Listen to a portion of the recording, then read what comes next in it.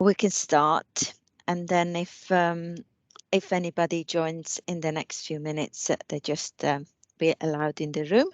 Hello to everyone, and thank you for joining us today to mark and celebrate the International Day Against Homophobia, Transphobia and Biphobia. The event will be recorded and is due to to finish in approximately an hour, or around 1:30 if you are in the UK. So the International Day Against Homophobia, Transphobia, Biphobia was created in 2004, or started in 2004 officially, to draw the attention to the violence and discrimination experienced by lesbian, gay, bisexual, transgender, intersex people and other people with diverse sexual orientation, gender identities and expressions, and sex characteristic. The date of 17th of May was chosen to commemorate the World Health Organization decision in 1990 to declassify homosexuality as a mental disorder. So today, physical and emotional violence against people with diverse gender identity and expression, with diverse sexual orientation, with diverse sex characteristics continue.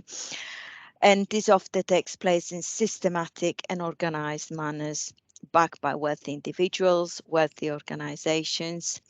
And it can also be the results of ignorance and misinformation, and certainly has been exacerbated by social media. Today, so we mark the day by reminding ourselves that we should all do our part against homophobia, transphobia, biphobia, and at the Open University Business School and the Gender Organization Practice Research Cluster, we want to celebrate with a bit more positive conversation. This positive conversation centers around euphoria, and the theme of this year, either hobbit or either hotby, is our bodies, our lives, and our rights, and therefore gender euphoria fits very well. So I'm Cinzia Priola. I'm a senior lecturer in Organisation Studies at the Open University Business School. I work in the Department of People and Organisation, and my interests are focused around diversity and inclusion in work, in organisations and in societies. And I'm delighted today to introduce you to my colleague, Dr Saoirse O'Shea, who will talk about gender euphoria via gender dysphoria and Gaga Feminism. Before I let Saoirse introduce themselves, I want to remind you that you can all ask questions throughout the event, but you'll have to write your question in the chat. So I will then ask these questions to Saoirse, and the event will take the format of a conversation. It won't be a formal presentation, but more a conversation that can focus on more or less personal aspects, more or less academic aspect. But I won't take too much time now, and I want to pass you to Dr. Saoirse O'Shea to tell us about themselves and about their work, and possibly even start after this to say what is gender dysphoria and what is gender euphoria. Saoirse. Thank you. For anyone who doesn't know me, I'm Saoirse O'Shea, and as Cinzia said, I'm also an SL in the Faculty of Business and Law, Department of Organisation and People. Much of my work is nominally concerned with EDI, but I have possibly a specific interest in gender minorities, or what I would tend to term gender minorities. I'm a non-binary person, which is why Cinzia was being particularly respectful and being careful about pronouns when they were talking about me. I was assigned male at birth. I do not identify with being either male or female. That's my particular version of being non-binary. But I also went through what is sometimes called gender transition in late December, in December 2020, where are we now, 22, so it must be December 2021. I get lost, it's just over a year ago anyway, it's about 18 months. And one reason for telling you about that is, in my experience as a non-binary person, the treatment of trans people in the UK is very much built upon a binary. But there is an assumption you have to be male or female in very traditional senses. And the only option I was given by the National Health was to move from being male with male genitalia towards a female or a cisgendered female body with cisgendered female genitalia. That's something I've written about a few times. Personally, I would quite happily have opted for something else. I think I've stated in the past that personally I would have liked to have had several small perforated holes rather than a standard vagina, and I would have liked those holes to be arranged in this as a little picture of a smiley cat face. All I want is to be able to go to the toilet, and I don't have any other particular reason for genitalia. This connects, though, heavily with the way trans people are understood in the UK. We're usually told that trans people suffer from genital dysphoria. That is, that they have a psychological state of distress linked to the genitalia that they have. More broadly, not just their genitalia, but about their erogenous zones. I have to say that I spent 50 years living with a penis. I didn't particularly want one, didn't particularly get very much great joy from it. I'm quite happy that it's gone, but I also did not have significant dysphoria from having one. That's not true of very many trans women, though. They do suffer quite significant dysphoria from having what is routinely referred to as male genitalia. And similarly, binary trans men suffer severe, again, dysphoria from having what is seen as being cis female bodily parts as well. Sadly, we live in the UK in a society where being trans, as was demonstrated last week in the Queen's speech, is seen as being problematic, to put it nicely. In this week, as Jens has already said, of Ida Hobbit, it's salutary to be reminded that our government has just passed a law to ban certain types of gay conversion therapy. It deliberately omitted trans conversion therapy. Even the gay conversion therapy law is limited because it doesn't include gay children, and it doesn't include anyone who is gay and voluntarily undergoes conversion. The law has been limited in a very clear attack, I would say, on trans and gender minority people and in sexual minorities as well. In America, similar situations happen, and in a broader sense for gender, even as horrifically, a lot of American states are currently repealing 50 years of legislation that have allowed women autonomy over their bodies with the abortion law. I think it's quite a horrific state of affairs that in this week of Ida Hobbit, America finds itself going back 50 years. England cannot get itself out of a situation where it repeats homophobic and transphobic legislation that dates back at least to Margaret Thatcher and beyond. Now, as Chin said, we don't in God want to turn this into something negative. We want to make this into much more of a celebration.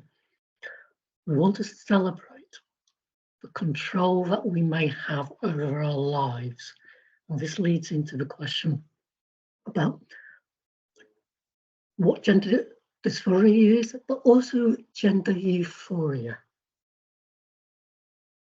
Gender euphoria, where it could be the opposite of gender dysphoria. I'm possibly preempting another question that since there's got prepared. I apologise if I am doing I have this horrible tendency to run ahead and jump on a bit. Poor Chintz has got the job of trying to keep me in line. No. Yes, I said share with us. So yes, gender euphoria. It's I think we all see, or certainly I see often on social media and Twitter, people putting a photo with the hashtag gender euphoria, and like me, lots of people, some people will see this. So let's tell us a little bit more about gender euphoria. Yeah, gender euphoria has started to be talked about on social media and in the trans community in the last couple of years, to my knowledge. It may have a much longer history, but certainly to my knowledge in the last couple of years.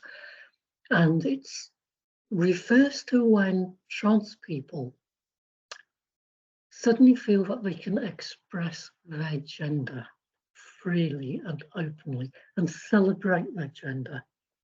It's particularly often talked about in relation to gender surgery, gender affirmation surgery. And the realization that finally, for many trans people, that they finally have a body that aligns with who they are. As I said, I underwent gender surgery about 18 months ago. I didn't actually experience gender euphoria, but I think that's because I'm non-binary rather than binary trans. So neither a male or a female body really quite works for me. But I think it's important we do not deny that it can work for other people. And I also think that it doesn't need to necessarily be linked only to issues of gender transition. We might be able to experience this form of joy in other things. One possible example is, I don't know whether people can see, but I've got quite a lot of tattoos. And I'm just going to turn around. I don't know if you could actually get a clear picture of that. I've got a very big tattoo on my back, and it literally covers from my lower spine all the way up to my shoulder. It's a big tattoo of a snow leopard and a couple of snow leopard cubs.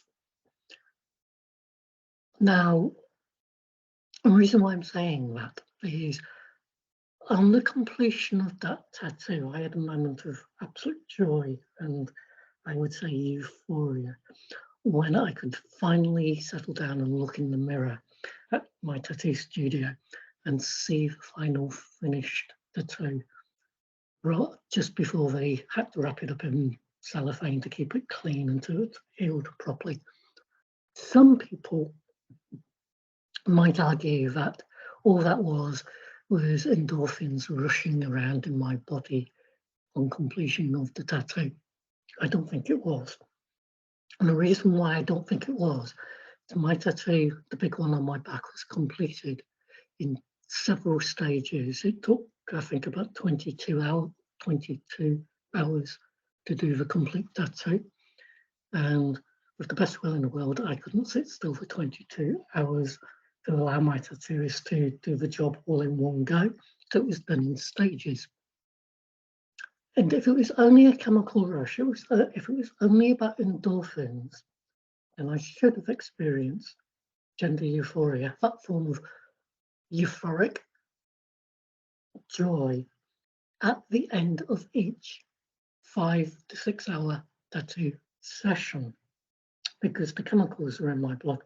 But I didn't. It was on the completion of the entire tattoo that I felt that elation. I also, as people who know me well will attest, I love clothes, I love fashion. Sometimes when I get a particular piece of clothing, I have momentarily feelings of euphoria. Now, in the transphobic literature, they tend to talk about the idea of trans people or having what they call autogynephilia.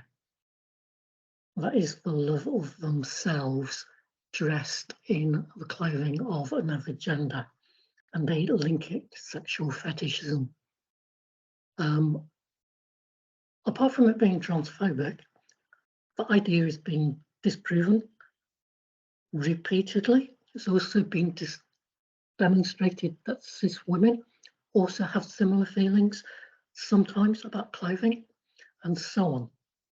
I don't get sexually turned on by clothing. What I do feel is really happy when I find a piece of clothing that I really like. I also get a similar sense of joy when I eat lots of chocolate, when I see my rugby team win, and so on. The reason why I'm saying this is, as I was saying earlier on, I don't want to restrict the idea of the euphoria we can feel about our bodies and ourselves just to trans people and any joy that they might feel wrapped in connection to transition. I want to make it broader, something that we can all hope to experience and enjoy, because shouldn't we all hopefully have those moments of joy? Anyway, let's try and move on to the next question. Thank you, Saoirse. John asked, do you see a potential link to aesthetic? So engagement with our senses, what we experience as beautiful or ugly in relation to gender euphoria? That's a fascinating question. I think there's a potential for it to be conceived in that sort of aesthetic sense. But I think we need potentially to move away from simple binaries. I'm not suggesting John means simple binary here, but I think there's a danger in starting to talk about beauty and ugly and so on. What could be beautiful for one person might be ugly for others, and vice versa. I think within the euphoria, it is whatever we individually find to be a beautiful expression of ourselves. And to paraphrase someone like J. Jack Halberstam, sod everyone else, it's about you, it's not about societal conventions. We take into fashion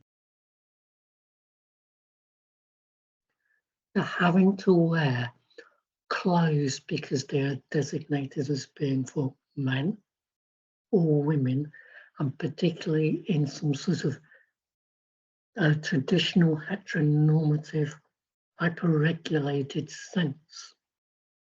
within the euphoria and within the aesthetics, wear the clothes you want to wear, wear the clothes that celebrate you. Why be pushed and tramlined into having to wear clothes just because they're in a particular section in Marks and Spencer's designated as male or female? That's all societal nonsense. Clothes are there to keep you warm and for you to express your identity. So just do that. But to go and use the old anarchist slogan, be realistic, demand the impossible. And it wraps into some of the stuff J.J. Halberstam talks about in their book Gaga Feminism. What we should be doing is celebrating what we can become, not what we're supposed to be, and what society wants us to do. That's pushed women, and I'm going to say women particularly, but it's pushed women into very, very narrow confines and boundaries for years. It's elevated the whole idea where women are supposed to be feminine in a traditional sense of Laura Ingalls in Little House on the Prairie, running around in long linen smock dresses with their hair tied up and so on. If you enjoy that, if you get something from that, that's absolutely fabulous. Carry on doing it. If you want, however, to be Lady Gaga and wear a dress made out of bits of meat, that is also fabulous.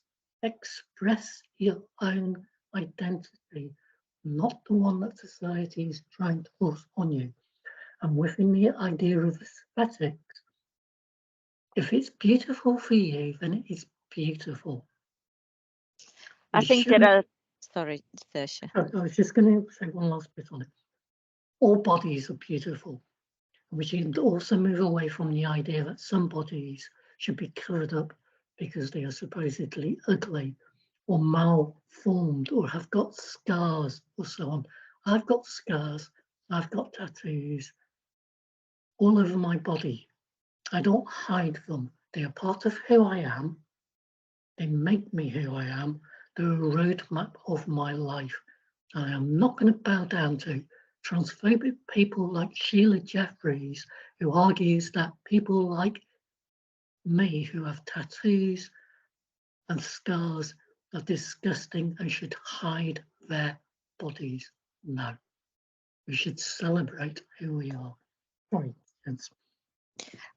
Thank you, Saoirse. Very powerful that. I just wanted to share the euphoria or two examples of euphoria from Charlie, who says that both the part and them are both non-binary, and they've mixed up their clothes together by type and color rather than gender, and therefore they just I'm assuming they use this one set of clothes, both of them, and is a source of gender euphoria for them both. Thank you, Charlie. And Jackson's Jess, I hope that is the correct name. Having a beard and painting my nails give me gender euphoria. So these are two other examples, and I think it's certainly more powerful for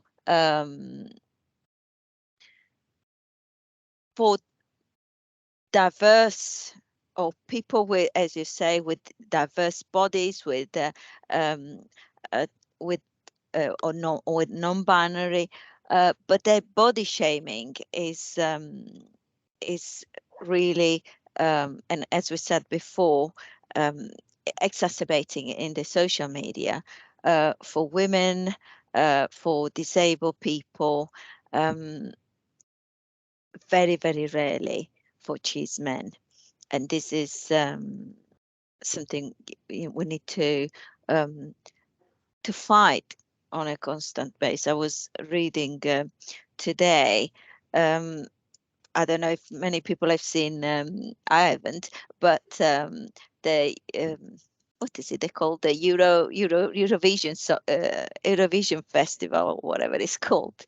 That was in Italy, and what the presenter is a singer, a woman, a cheese woman. Probably 45, I would say. And she was shamed on TV by journalists because she wore Valentino's clothes on a size that was possibly a size 12. And imagine the level of abuse that go on if it's for a size 12 traditionally presented body, or orthodoxly or whatever, gender fitting body, what it means for people that don't identify with a heteronormative body. Well, that's exactly that. I mean, I think there's been an interesting narrative play out in the popular press over the last few months, because the singer Rihanna, who is heavily pregnant, has been wearing clothes that show off a bump. And in the UK, the right-wing conservative press have been apoplectic in their rage. But how dare she do this? Why can't she cover up properly and all that? And this is also coming from a press that also plays up the heteronormative thing of pregnancy and marriage is the high watermark for women. Get married, get pregnant, stay at home, have babies. And what they really mean is get out public, fight. Because they can't cope with Rihanna. But that goes all the way back, I think, to Gail Rubin when she wrote The Traffic of Women back in, 1984, where she discussed how it is that pre-modernism, women were positioned as essentially objects to be traded by men. And so that's carried through, and it stabilizes out our modern conceptions of women and of marriage and of what is acceptable for women in public. Yet again, we need to get beyond all of that. It, in many ways, I mean, it permits this horrible thing in America where 50 years on, we're still having American states banning abortions because women are not supposed to be in control of their bodies. So I have to assume if women are not supposed to be in control of their bodies, who is? Men and the church? Because that's what it sounds like. Both Sarah and Charlie, Saoirse, they are asking, what's your view on intersection between age and gender? Do you feel that age feel different for a trans and non-binary perspective? And Charlie offers a concern that as a non-binary, a gender fluid person, they feel dread growing old as a woman, and I think they feel much more comfortable growing old as more masculine. What's your views? Well, I'm 59, and I had a lifetime of being told that I had to regulate my body and my behaviour according to societal conventions. I had a lifetime of hearing all the societal crap of boys don't cry, boys don't wear pink. God forbid boys should wear a skirt. Boys have to wear, or men have to wear the trousers, and so on and so on and so on. I was lucky that I escaped a lot of those conventions when I was a teenager because of punk. It's possibly one of the overlaps that I have with Jack Halberstam, is that both of us are of an age that we grew up through punk. I used to wear a dress over ripped jeans and a leather jacket. I got told at school not to turn up in a leather jacket, and then my mum pointed out to the school that the only thing it said in the school uniform policy was it had to be black, and the jacket was black. So we rather lost the argument.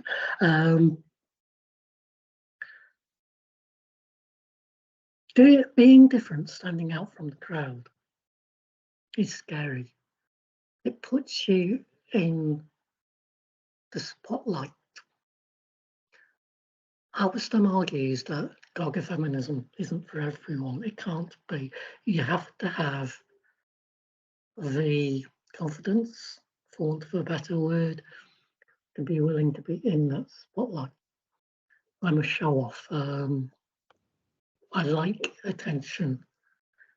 I will quite happily walk through town in this top, which literally only just about covers my bits. And as you've all seen, sort of like, there's got a cutaway on the back, so it's got the tattoo that's exposed. I've got tattoos, I like showing them off. But that's me. As I say, I'm a show-off. I like doing it, and maybe that's one reason why I became an academic. I like being on view and being in the limelight and topping off and talking about myself at length for ages and ages. It might not be for everyone. Some people might find it easier to follow convention, at least in public. Do whatever you find works for you. Halberstam argues that Gaga feminism and this need to sort of like confront society's demands on us can't be for everyone, because some people might find it difficult to do that, might find it asks too much of them. And if that is the case, that's absolutely fine. But what I would ask is look for those other people who are doing it. And as Halberstam argues, don't look at the centre of society.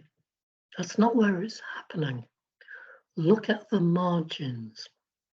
So, for instance, it's happening in the trans and the queer communities where we're rejecting the norms. It's happening in music. It's still happening in what passes now for punk. Lady Gaga, who Halberstam talks about a lot, is doing it in quite unconventional ways as well. It's happening in fashion. You have fashion designers like Art School who are deliberately putting models on stage who are not normative. So they are bigger plus size models. They are models who have some form of, in inverted commas, disfigurement. They are models who have some sort of physical or mental disability, and so on and so on and so on. Find the margins. Try and help the margins to become more acceptable. But queer those margins as well. It's not enough to be queer, we need to queer. Don't accept anything. Demand the impossible. So why Gaga feminism then? Is Gaga feminism something that is more than queering or queering queer? I mean, it's after Jack Halberstam's 2012 book, Gaga Feminism. And in that book, they put up a 4-point manifesto, some of which I've already described. Things like demanding, or they don't quite use the same terms, but it's more or less about look at the margins, demand the impossible, do what is right for you. Where it stops being just about another version of queer is because it's not just based on sexuality. It's supposed to be something that we can all do. One of the things Halberstam argues is although they use the word feminism, it's not excluding men. There's no reason why men cannot celebrate themselves as well. In fact, it would be really positive for them to do that. Men are as much tramlined by societal conventions as women. It's been pointed out many, many times. Modern men are suffering from toxic masculinity as much as anyone else. So we all need to find a way out of this. And so where it stops being just about queer is because it moves beyond those boundaries of this is for heterosexual or this is for queer people. And it moves away from just the sexuality side of it. Sexuality, though, is important because a lot of what it constrains is all to do with sexuality and sexual behaviour. What we are allowed to understand by sexuality and desire is very, very limited by a very normative society. I think Guy here has put an question. So I couldn't agree more with your summation. I tend to experience euphoria in relation to others, to music, art, nature, and so forth. Did the reaction of others in the studio play a role in your euphoria? The Oxford Dictionary defines euphoria as related to a sensation based on overconfidence or overoptimism. I do not agree with this limited view and wonder if identifying with Gaga feminism challenges this view of euphoria. I think it's almost like it does want to make the Oxford definition. It almost sounds like it wants to make it a pejorative, this idea that it's an overconfidence. How on earth is being positive about yourself suddenly become an overconfidence? You're just being confident. You're just celebrating yourself. I mean, I think I would agree with Guy. I don't think it's about overconfidence. Because isn't that just saying that we shouldn't be confident? We shouldn't celebrate ourselves? It's wrong to do so because someone else might be offended, or it might be a bit too confrontational for them. Why should that be my problem? Why should I restrict my behavior because someone else finds me confrontational? I think going to Jackson Jess, I don't know Jackson Jess if there's how is Jackson Jess, yeah. They relate euphoria to also when your body feels unjudged in a space. So they mentioned they feel euphoria when they are in nature. So I think they're being unjudged while I suppose it's not necessarily related to confidence or overconfidence, within society, I suppose feeling confident is not exclusively a personal feeling. Sometimes it's the result of being within a space that make you feel confident. So it's quite problematic, isn't it? If you feel unjudged, you might feel more confident and therefore euphoria. I think for me, euphoria takes you out of yourself. It's a feeling that lifts you up and out of yourself and out of all the things that weigh you down. But I'm slightly hesitating. I don't want to make it sound like some sort of religious experience. But having said that, I mean, Teresa d'Avila does spring to mind. The Saint Teresa d'Avila, when she used to talk about the ecstasy that she used to experience in God. I think the important thing about euphoria is that it is uplifting. And in being uplifting, it helps us be more than ourselves in the sense of ourselves as what society limits us to. And I think the whole Oxford English Dictionary, where they start talking about overconfident or whatever, is society trying to limit our expectations, which stops us being all that we can be. Which I think, me personally, I think is really rather sad. As I say, I mean, I don't particularly want to make this about a religious experience. I'm not a religious person.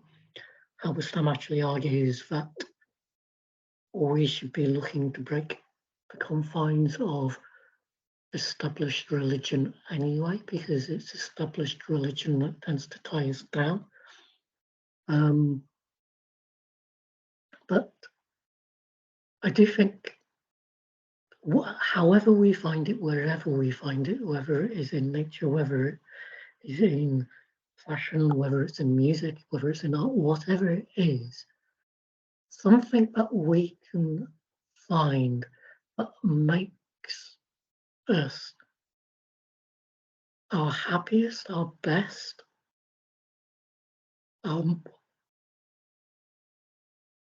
to want to be able to express ourselves to our fullest can't be a bad thing. John, I'm not sure I understand this question, but I'll read it. You might. So, is it a heteronormative fear of individuals having control of their bodies and being empowered through such control? Is it a heteronormative fear of individuals having control of their body? It's certainly wrapped up into heteronormativity, that the way modern society has positioned heteronormativity does restrict bodies and genders quite closely. It restricts people with certain body parts into the role of a passive female, and it restricts other people with other body parts into the role of a supposedly productive male.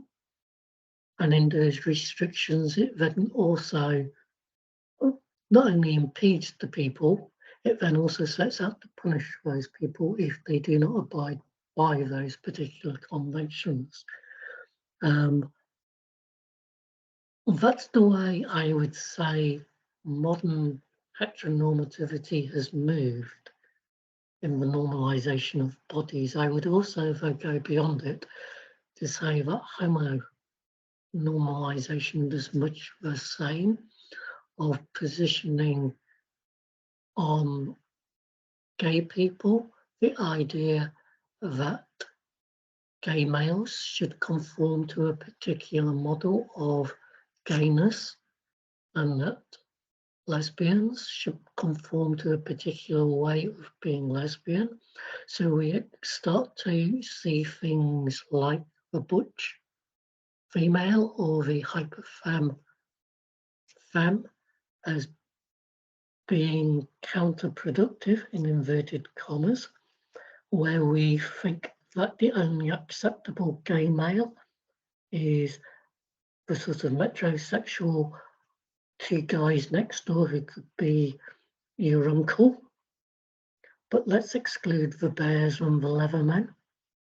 Let's not talk about things like BDSM or sexual practices that people and Christian society don't want to talk about, because let's not have sex as something that you could actually have as being fun between consenting adults. Sex should only be something that is about procreation within marriage. And homonormativity, I think, is sadly latched onto all of that. So it's moved away from when I was in my late teens, early 20s, and I lived in Brighton, and this is just pre-A's, where promiscuity was good, because we were celebrating that finally we could actually have sex, and we were not about to be sent to jail. This was, of course, a couple of years pre-Margaret Thatcher. So we were celebrating it. And then, of course, AIDS happened, and Margaret Thatcher happened, and a certain type of homonormativity came in. So all of a sudden, in queer and gay societies, promiscuity is frowned upon, and we hide sex behind closed doors yet again. Yeah, I think it fits very much what Charlie was saying. The OED definition does lean into the societal pressure to make oneself small, not to take up space, not to exist unapologetically or transgress social lines. If we accept that the meaning of words are dictated by their common use and we reclaim euphoria, in the sense of existing proudly and happily at the margins and in queer transgressive way, then we fundamentally change the meaning and we change the language. Language is vital to center power, and it seems vital to me that we use euphoria and challenge the heteronormative oppressive power that sits at the root of this definition. So change the language, change the narrative, change the locus of power. Is exactly what you're saying, I think, Saoirse. I mean, I think there's an important issue. I mean, Halberstam, I don't think talks about this, but I think there's an issue of fungibility that's really important to euphoria and Gaga feminism. We're talking about celebrating the individual, and hetero and homonormativity are all about fungibility. They're not about the individual. They're certainly not about celebrating the individual. They're about reducing us all down to a lowest common denominator and making us all fit into that closely constrained box. We really need to step out of that box and smash it. I think if we, going back, Amna earlier on asked a question, how difficult is it to be a non-binary person in the academy?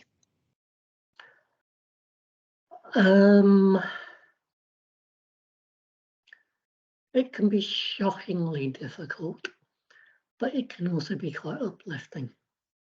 It can be uplifting because, me speaking individually, I get a massive amount of support from people who are positive and are trying their hardest to be allies and helpful and welcoming.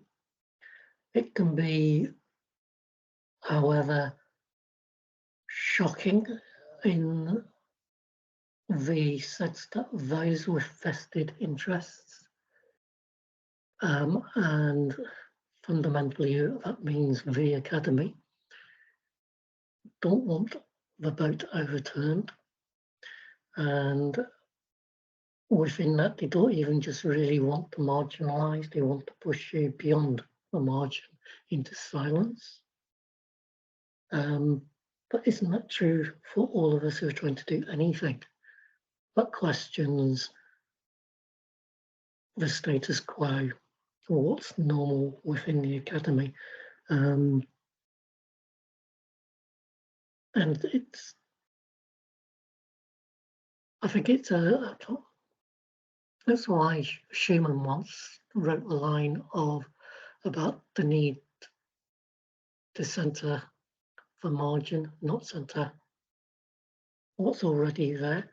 It's at the margins is where I would argue, all the interesting stuff is going on. It's also why Jack Alberson talks about looking to the margin. It's not in the academy, it's what's happening elsewhere.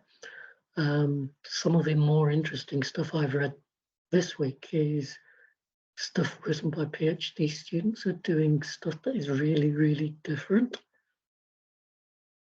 which is breaking convention and so on. Whether or not they manage to get it published is another matter, because as soon as you try and do something that's different, there will always be those who would take the line of you can't do this. I'm really hoping that that's not the case, but that's the way the academy works. I accept the idea that I am never ever going to get anything published in an American management journal. I just don't write the right way. I don't write the right things. I don't do the stuff they want. But so be it. Alison has shared a link to an article. It's an article that challenges a biological view of sex binary. And this article was actually reported and removed from a friend's Facebook page. So the UK is regressing, the US is regressing. Some European countries are a bit behind, but hopefully not behind. Hopefully they will never regress. But there is certainly this tendency to return to or go back to regress. Why is that happening? I know you're not going to give me an answer because nobody knows. But where are we heading? I think it's interesting that all of this is happening whilst some people want to celebrate the Queen's Jubilee. And I find it deeply sad that in this celebration, the Sex Pistols have chosen to re-release God Save the Queen. I'm not a monarchist. I don't have an issue with the inherent commentary behind it. What I do have an issue with is the Sex Pistols are cashing in. There is a line from I've been an anarchist since I was 14 years old. There is a line, I think, in No Gods, No Masters, which made the comment that the problem with revolution is revolution means to come full circle. And what we need is not a revolution, we need to be revolting. And I think the difficulty is to try and bring it back to what you were saying, gents, is rather like fashion. Things keep repeating, they keep revolving, and they keep coming back. And what we really need to do is smash the system. Rather than allowing it to repeat, we really need to smash it and stop it repeating. It's just the resistance from powerful, as I tried to say at the beginning, from powerful individuals and powerful organizations, that they feel that as soon as probably they are losing some of the power, they come back with greater revenge, and therefore make the work of other very, very difficult when you've got less resources. Your work, Alison comment, your work has changed the field. Thank you, Saoirse. We are coming to the last few minutes. And John says, ignore the management, American management journals. They're boring. Do your own journal, but there are journals that welcome your work. Saoirse, note Ilaria. Charlie, I suppose in response to Alison, Alok Menon had some really interesting Instagram post about the unscientific, racist, and frankly horrific nature of the sex binary. We can all look at. She includes, I think, the link, or probably not, but we can check, I'm sure, on Instagram. Any conclusive thoughts, Saoirse, before we say goodbye? Yeah, can I actually read this out to you? Because otherwise I'll never remember get quite right. Sorry, I just need to find where I've put it in my notes. What does it mean to have the right to refuse the rights of being refused to you?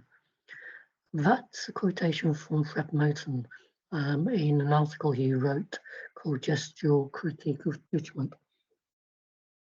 And I think what he's getting at is, as a non-binary person living in the UK at the start of the 21st century, I have no rights to be refused to me. The UK government refuses to even recognise my existence. So what does it mean for me to refuse them and their right to refuse my rights? And my response is to align with the argument of Halberstam with Gaga Feminism. If they refuse to recognise me, then as far as I'm concerned, I'm free to do whatever I want to do. I'm not seeking their recognition because they're not going to give it to me anyway. I don't have to worry about rights being taken from me. I have none. What are they left to do? What power do they have left to exercise over me when they have decided I have no rights anyway? And I think in that, I actually personally find, odd as it might sound, some joy. And I think my answer to Fred Moten, find the joy in the situation. Whether you want to ascribe to situationism, whether you want to ascribe to anarchism, whether you want to subscribe to Gaga Feminism, be anything you can be. Demand the impossible.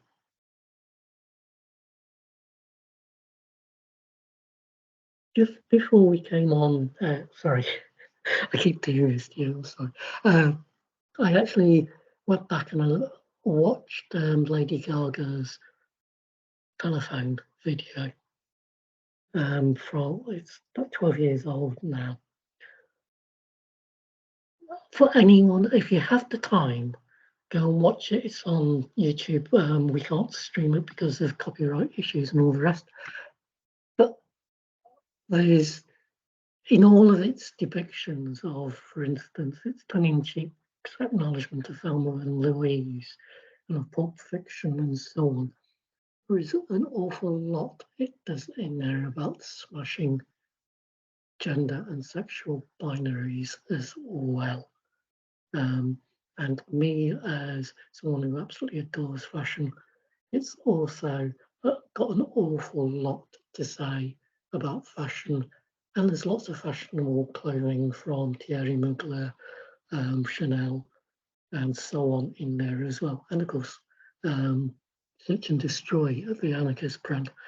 So if you do have the time, please go and watch Lady Gaga's Telephone. Thank you. I think we're coming to the conclusion. I just I hope I've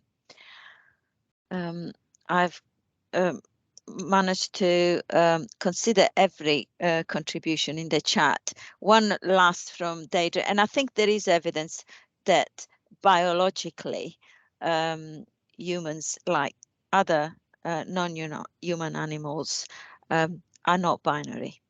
I think biology has showed this evidence, and to support this, Deidre, say when my kids were of preschool age, I heard them saying, you know, what are you going to be when you grow older?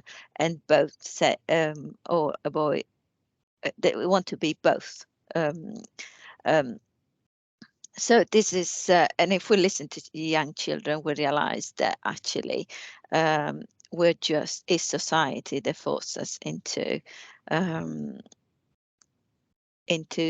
stereotypical heteronormative way of being or behaving, and at the same time excludes all those who don't fit with those stereotypes. So I want to thank you very much for sharing all your thoughts, Saoirse, and thank very much to people at home who puts their comments, their questions. It's been marvelous. I think you can read them yourself. So one thing we can say, all of us, we can do whatever we want to do to celebrate today as the day against every type of transphobia, homophobia, biphobia, intersex. So it's thanks again, and thank everyone. And thanks to you, had the harder job of trying to keep me in control. That's by far the harder job. Thank you, everyone. Thanks, everyone.